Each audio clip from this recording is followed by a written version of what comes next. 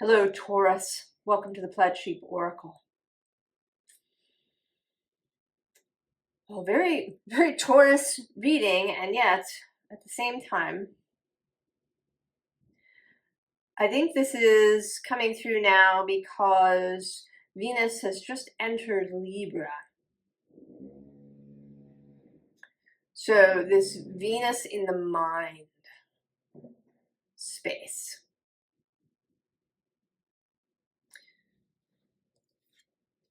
We have abundance. And, not just personal abundance, but, across the board for everybody.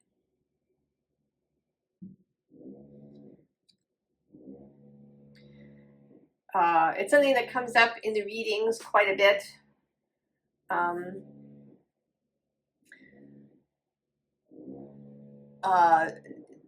This idea that we have a lot of trouble with having,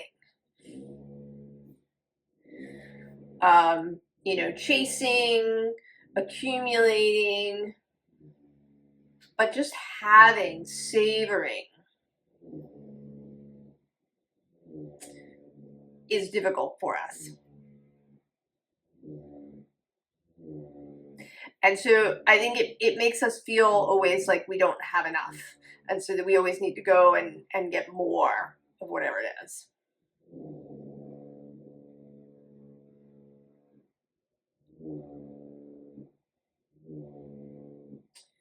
I'm a little distracted because they're working on the facade of my building, and there's drilling happening today. They kind of were drilling right out of the gate first thing.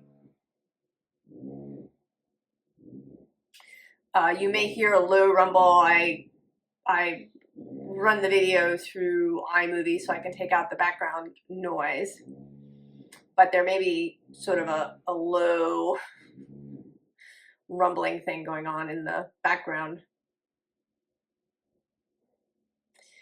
And maybe there's something about that.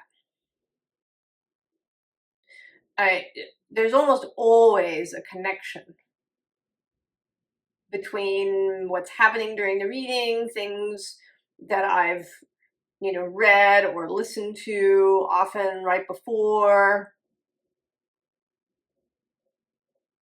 There are these threads of connectedness. So maybe there's some way that you are distracted, that there's some kind of noise, either literal or psychic, mental noise. And maybe that's Libra's, Venus's gift as she moves through Libra. By the time she enters Scorpio,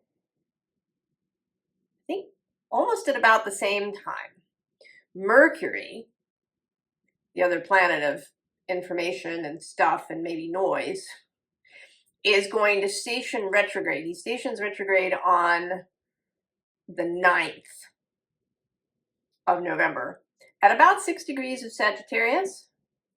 And then he's going to go back to about 20 degrees of Scorpio through the month of November. He turns direct on November 30th. I think it's early on the 30th and not late on the 29th, but maybe it depends on where you are.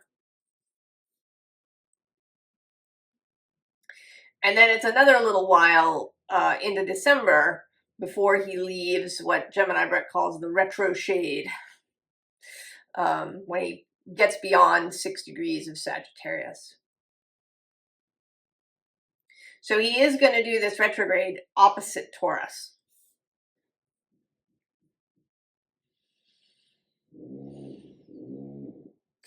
So maybe there is some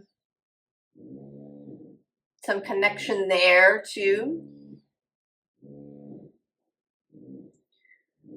This Venus in the mind. Interestingly, we have here is the visible underlying the wallflower. And right below that, the windflower. And these are two very different images and energies.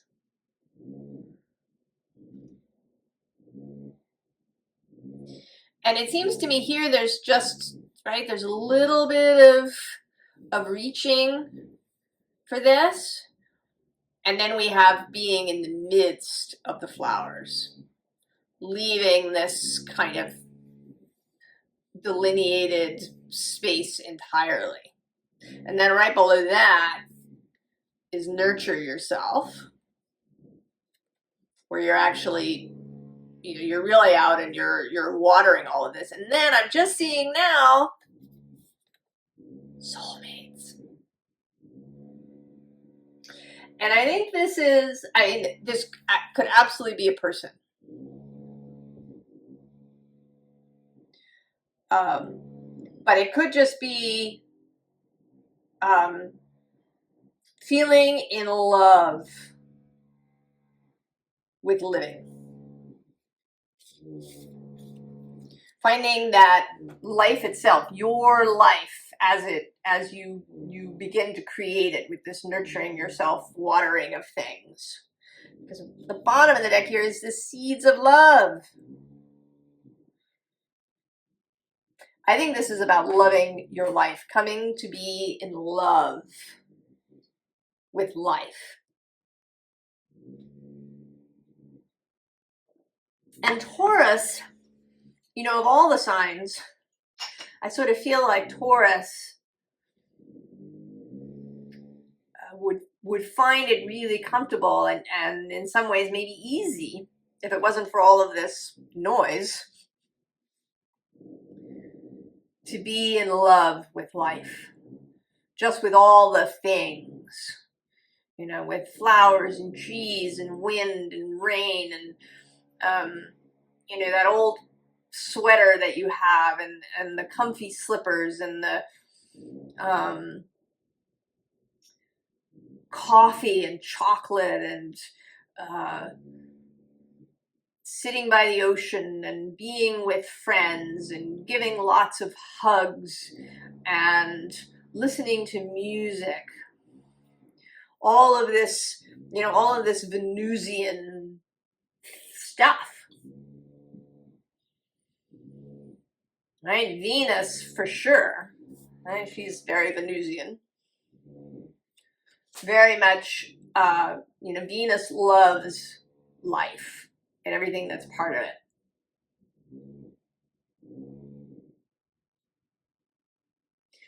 So there's a little bit of a story here that happens. We started with the fairy tale heroine oracle, leaving home. We arrive here as souls, we incarnate. So that's a kind of leaving home, to come and be in a body. And then there's the body self, the human self, that's here consciously listening to this reading. And you left home, probably, at some point. And then, of course, there's the metaphorical leaving home. Leaving all of those things that we learned and knew and practiced for a long time. And right below that is this dismemberment card. And you'll often hear people talk about this, that if you dream of dismemberment, you dream you've been devoured by an animal or something, that there's this metaphorical dismemberment going on. And sometimes it can feel like that. I have experienced that.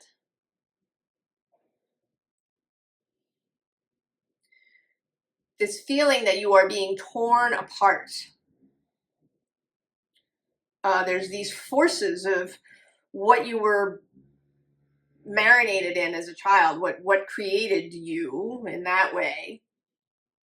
And then there's these new ideas, this desire to fall in love with life, this desire to live in this abundant, affluent space.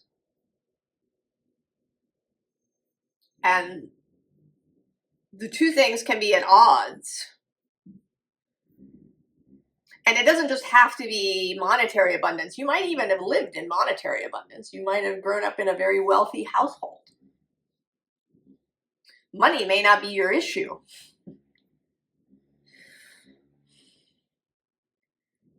It may be love or the ability to be creative.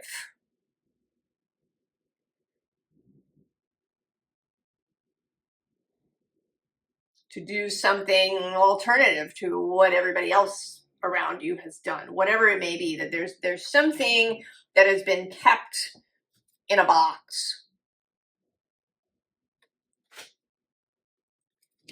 And now there's this dismemberment going on. Below this is the king's palace, right? That place where we begin. The underside is Rapunzel's tower. Right? She really, I mean, there's not even any door to this tower.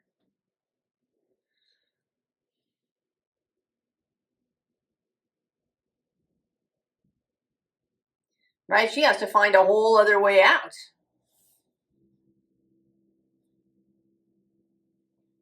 Often, right, it's the chopping off of her hair and climbing down it, right? She's in a way, she's dismembered part of herself in order to get out. So we know that this palace, this place, this tower, it may have, raised us to adulthood. It may have helped us survive initially in the world. We learned all the rules of our society. Right?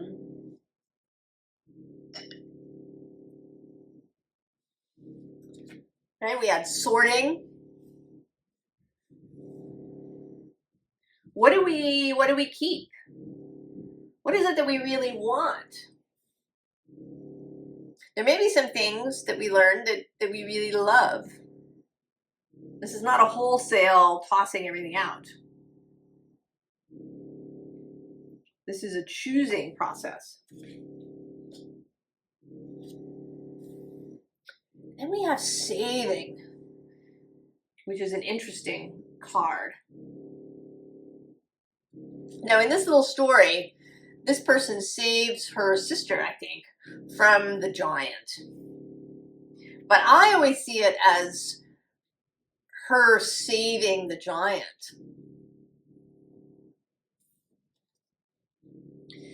He looks very sad to me. And I think, how it looks to me is that she's trying to coax him into following her. And I think in this context that this is your soul and this is you, the conscious you. You're giant, you can do lots of things in the world. You can, in many ways, you can force things, or push things or effort things into, kind of what you want. But it isn't really very pleasing. You're a little sad because, you're led by Venus, but you may not really feel like you are in love with life. There may be things that you really like and enjoy. You may have a family that you love, but that kind of underlying juice is missing. And there's the finding of the key.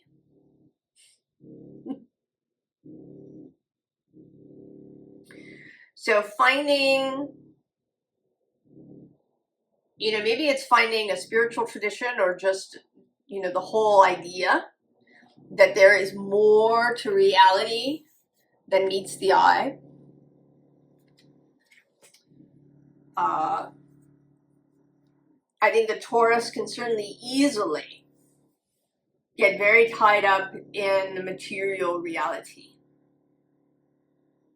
in seeing only a Newtonian perspective, that you have to apply force or effort, you have to manually dig or work really hard,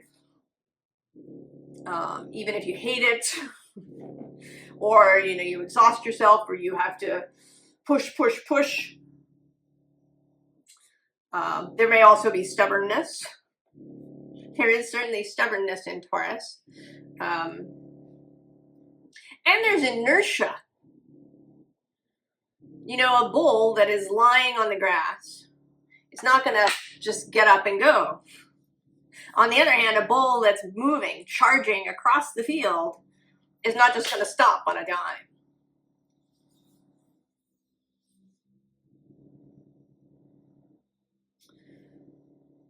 So there is that. And that has all kinds of advantages too. It's not better necessarily to be a cheetah than to be a bull. They each have advantages and challenges. And it's learning how to, how to get the best, right? And I think that you do that by being in love with it and in love with life. Because that is this Venus energy that wants to run through everything. So we have Two of Cups. And right below that is this Devil card. And I find this Devil card so interesting. Right? The Devil here has your heart. You're down here in this box. And I think the Devil here stands for all of those things in society and life that can keep our heart prisoner. Places where we've given our time and our attention, places where we believe that we're powerless against X, Y, or Z.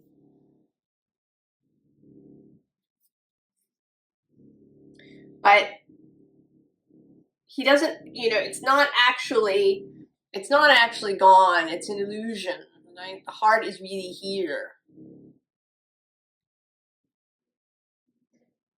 Below the Devil, we have this Temperance alchemy going on. And I think this is your soul again. Kind of the subconscious space.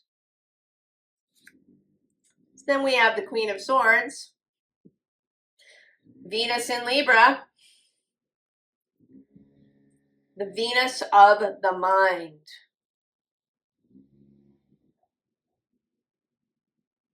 Because that's where it has to happen first. It is the mind that needs to change first. The mind and the energy of a thing.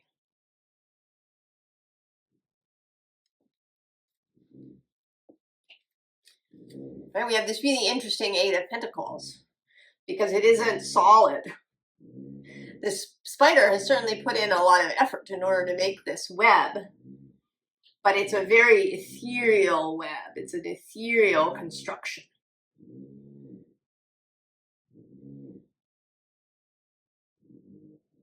Connections in the mind, connections in spirit. And then the Hanged Man. The alternative view, the time spent in order to learn something. This is kind of some of this sorting phase a bit.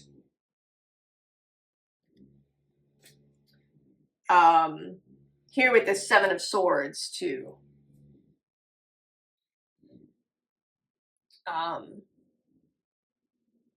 you know, learning something new, really, you know, making choices, examining beliefs and thoughts. If you know who Byron Katie is, she created something called The Work, which is about examining your beliefs. And in her case, she had a family, and she had, you know, what some might call a nervous breakdown. And she went away to be by herself. And one morning she woke up and she didn't believe her own thoughts anymore. She didn't just assume that what she was thinking was true. It's like she got dismembered. And she came out the other side with this alternative perspective about things. And there we get the High Priestess. And here, you know, she's levitating, and she's flying around with this owl. This too feels like the Venus of the mind.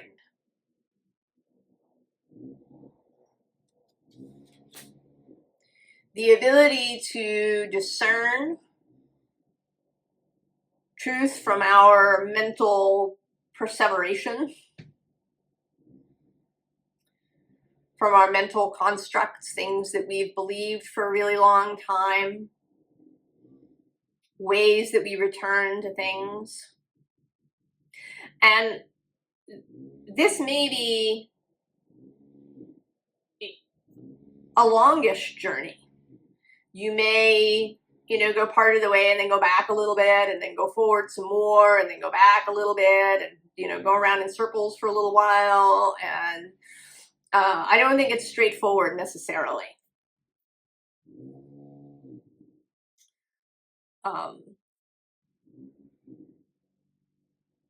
But this is a really advantageous moment for this month or so that Venus moves through Libra to let her work on your mind. And maybe in a way that she hasn't before, because she was just in this grand trine with Uranus and Pluto. And it may be that has unlocked something that was previously unseen.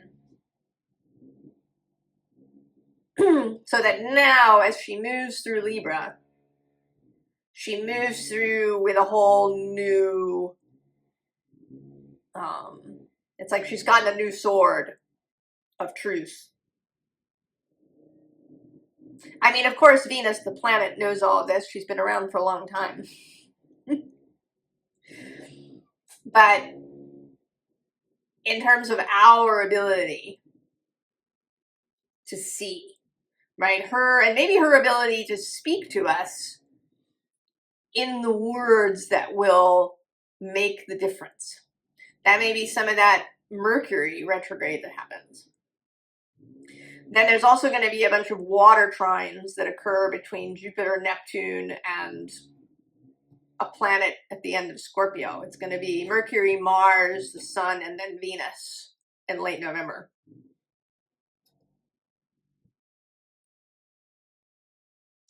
So all of these trines.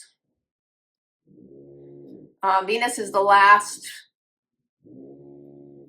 of the once around planets meeting up with Uranus and Pluto. The moon is going to do it one more time before Uranus moves back into Taurus for a bit.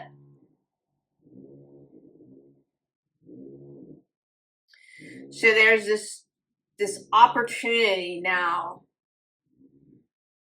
and it may be uncomfortable. The Seven of Swords is not a comfortable energy. There may be resistance within you.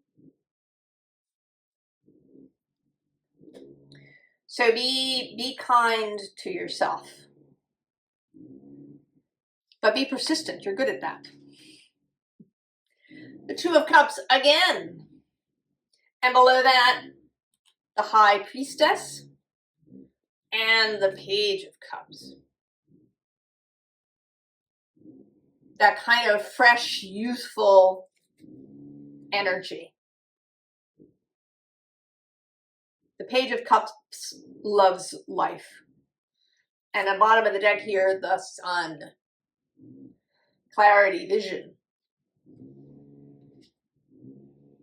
And also more child energy.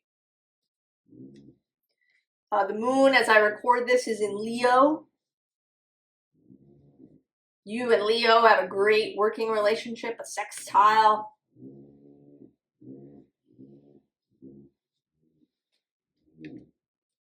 And then we get death, the transformative thing. And there's this. So this feels like you, right? You're toting this giant pile of things. You've been toting it for a long time. There might even have been more that you were, not just 10, but you might have even had 20 wands, before this sorting process. But there's still kind of a lot. And I kind of see death as following you a little bit.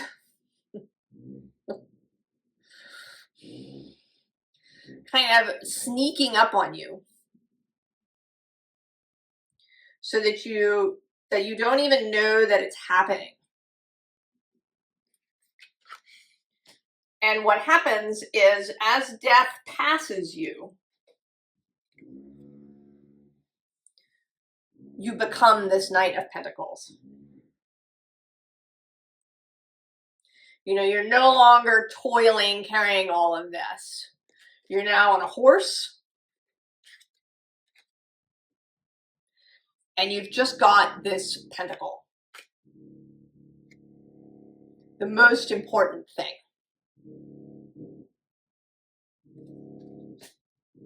And at that point, we get Judgment. This, kind of huzzah moment, the trumpets blaring, the gates opening.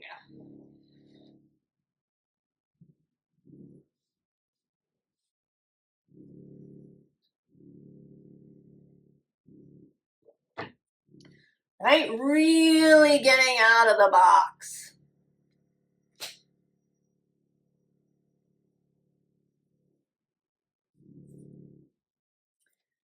Chamber of Protection. And then on the other side is this, the end is also the beginning. And how this feels is like there's a communication going on. And a concept that kind of came into my space, it's not a new concept for me, but it's really standing out at the moment, is this idea of retrocausality. How the present may affect the past, how the future is affecting the present. I think it's not something that we want to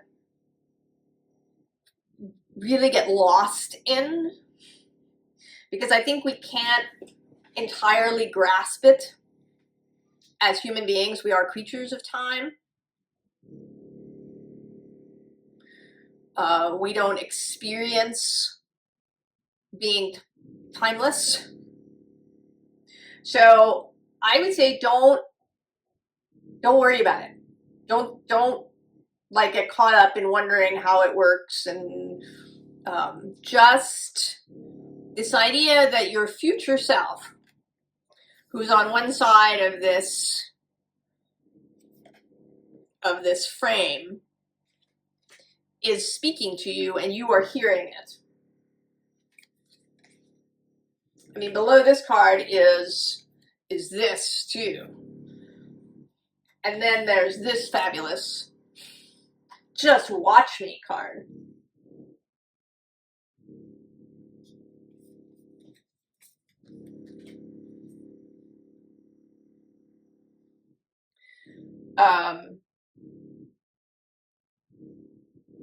There's just something about the current moment. And maybe that is true. Maybe there are moments when retro causality is really supported.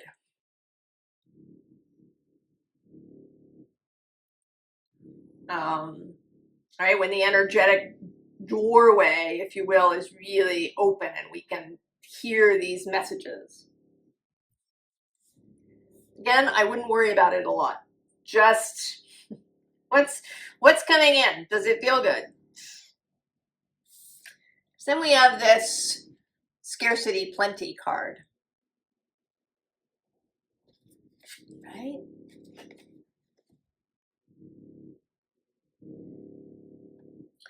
What is the energy that we are supporting?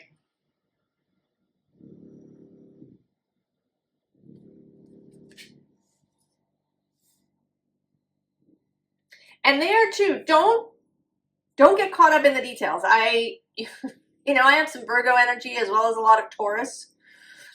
And I do sometimes have a tendency to get caught up in that. What does it mean, right, for everything to be abundant? Is everybody going to be a billionaire? How does that work? How is it, like,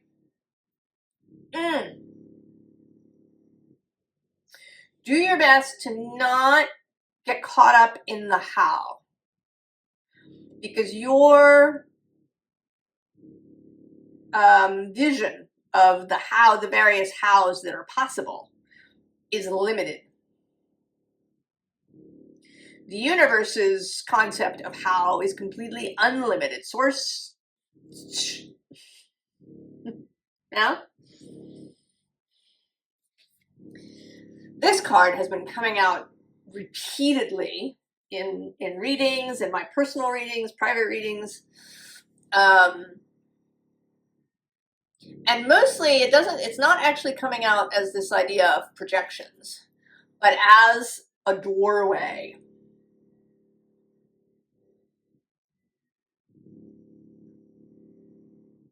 Going through. There's this doorway that's open. Are you going to go through it? And then we have ancestral healing. And of course, that's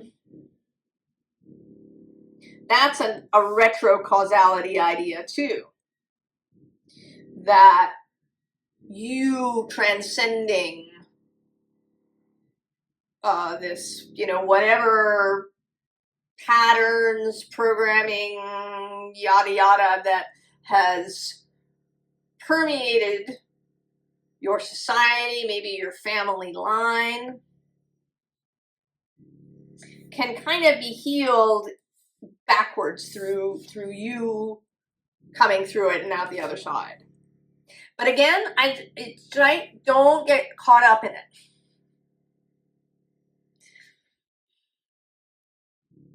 It's a beautiful idea.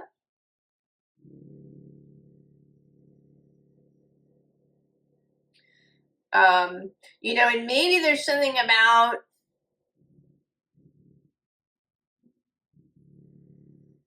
it going back, and when you're a kid changing something that now allows you to heal now. Again, you can get really caught up and lost, and it's like in those movies where they travel in time and it's all, don't change anything. I think it's too complicated. Just sort of, it's just this, right, the beauty of this card. That she's so free, and there's this beautiful tree behind her. It's sort of this rather than this, right? It's this and this. And actually, even beyond that is this eagerness, and then visionary. Oh, and look, then there's plant me a tree. And foundation.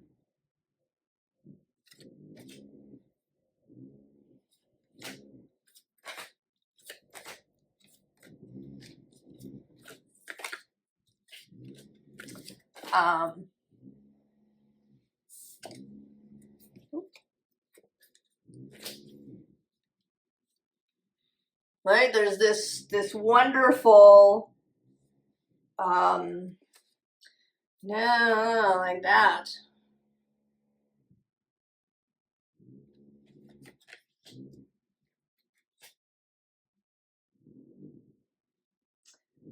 So, advice. Bring the exile home. So we start with home, and we come back to home, but it's a very different feeling.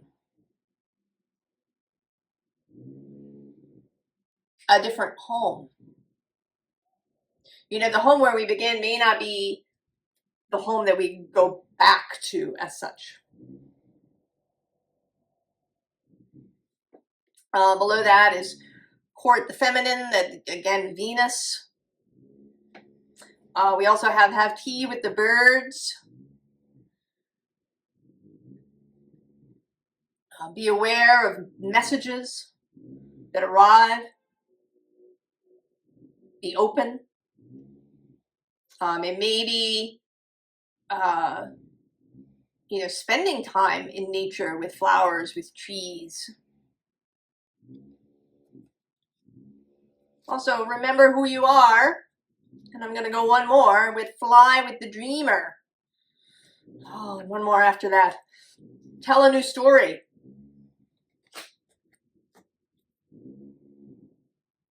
The underside here is let it burn.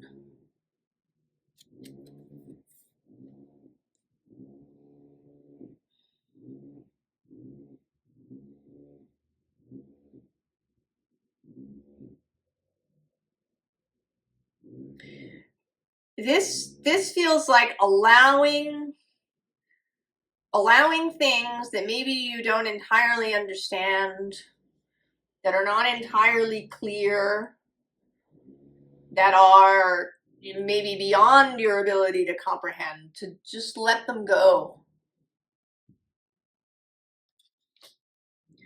You don't have to figure it out. You don't have to know maybe all the steps. You don't have to know what the process is. You know, it's like the suspension of disbelief, fairy tales. I was actually just listening to a tarot card reading where she used the fairy tale tarot, and the card that came up was the musicians of Bremen. And in it, there's a donkey, a dog, a cat, and a rooster. And they meet up and they decide to be musicians. And they're going to go to the big city, and they're going to leave. They're all elderly. They're going to leave behind the fact that they're all, you know, going to get killed because they're old. And they're going to make their fortune in the city as musicians. And along the way there, they find a house that's filled with robbers, and they scare the robbers away, and then live happily ever after in this house. And of course, right, they're a donkey, a dog, a cat, and a rooster. They don't have opposable thumbs. You know, how are they going to be musicians? You know, it's not about that. And I think that in our modern society,